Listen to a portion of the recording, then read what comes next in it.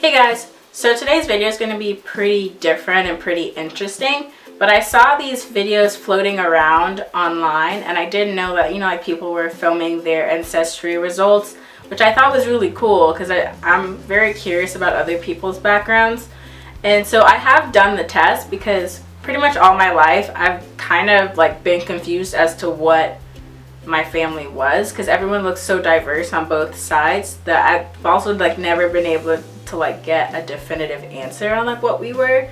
So I'm like, it's just, to me, I just always wanted to know like where my family came from, because like it gets hazy in some areas, and so it would just be really cool to know like if what people were telling me that I had was true, like in terms of science, or so I've always been interested in like learning about like my family, and I really only know more so about my mom's side of the family than I do my dad's side.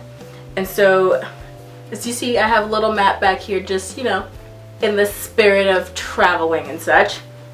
But not too long ago an ad popped up like randomly, and that was always in the back of my mind that I know there are tests out there that you can like take somehow and it'll magically tell you like what's in your blood basically. So like an ad for it popped up one day, and because I forgot about it like years later, and I was like, that's a thing that exists and I really want to try it. So I went on Ancestry.com and bought it, and it was $99 and plus shipping, and I paid extra to have it expedited because I was like super pumped and super excited.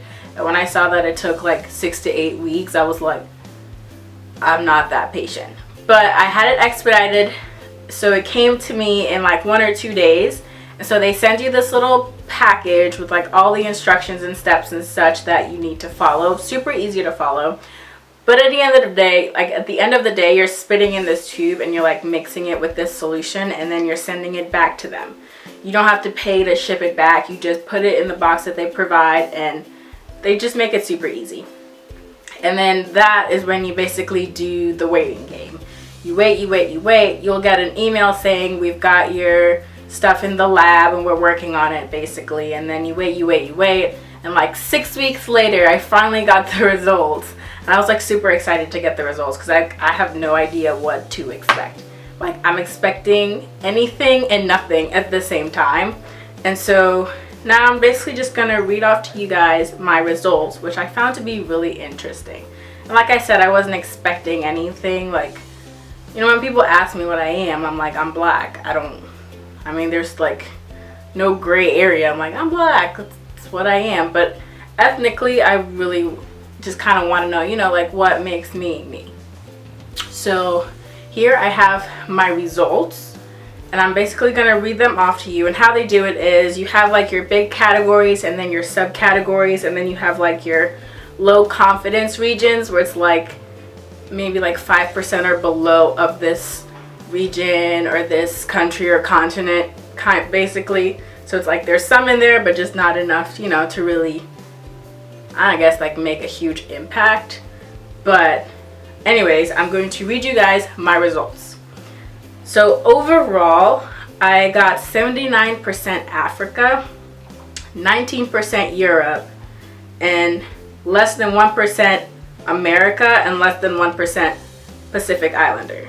Or I guess 1%, because those two don't add up to 100%. So within Africa, which I have 79% of, my top two like big chunks are Nigeria and Ivory Coast / Ghana. And in both of those I have 27%. And then below that I have Cameroon / Congo, 9%, Africa Southeastern Bantu, 8%, and then I guess the rest of these are considered like the low confidence regions. So it's like 3% and below. 3% Benin / Togo, 2% Mali, 2% Senegal, and then less than 1% Africa North. So that is my African makeup. So 79% Africa. And then onto Europe, there's 19%. And basically my biggest makeup of that is 10% Scandinavia, And then in my low confidence region, which is 5% and below, I have 5% Iberian Peninsula, 2% Italy/Greece, 1% Europe East, less than 1% Great Britain, and then 0% Europe West. And then in the like super like tiny categories, I have less than 1% Native American, which I looked on the map, and Trinidad counts as America because it's so close to South America on like the ancestry, like in the ancestry system. So I think that Native American may not have been Native North America, it may have been Native Trinidadian. So yeah, because it's so close to South America, America is North and South America, including Trinidad. So I think that may be like that less than 1% Native American, because I don't think any of my ancestors are from North America. I don't know, that just didn't make sense to me. And then less than 1% Polynesia, Pacific Islander. So yeah. For the most part, I guess like I said, I wasn't expecting anything in particular. I think the thing that surprised me the most was there wasn't as much Asian, or there really wasn't like any Asian that I was expecting to see, because I think on my mom's side of the family, her grandfather was Asian. So the fact that my great-grandfather was Asian and my grandmother is half Asian, I don't have any. But they did say like it varies. Everyone's different. So I could have a brother or a sister who could take the same test and get slightly different variations than I would. So I guess the Asian part I didn't get. And then I have no idea like who's Scandinavian in my family. Like that's just so funny to me. I'm like, I'm 10% Viking. I thought that was like the most shocking to me. But I figured most of it would be from Africa anyway. But I just didn't know like, you know, like what part of Africa. So yeah, I felt like I did all of that in one breath. But that is my Ancestry DNA results. And I would totally recommend people to try it. Like everyone just do it. I've convinced my grandmother finally to do it. And if you have family members that do it, you can kind of like connect your family trees together so it lines up. And then I think Ancestry did give me like lists of distant cousins that have taken the test. So like my 7th cousin, like they're super distant cousins. But yeah, those are my results for my Ancestry DNA test. And I'm curious as to maybe trying another test that's cheaper and seeing if I get the same results.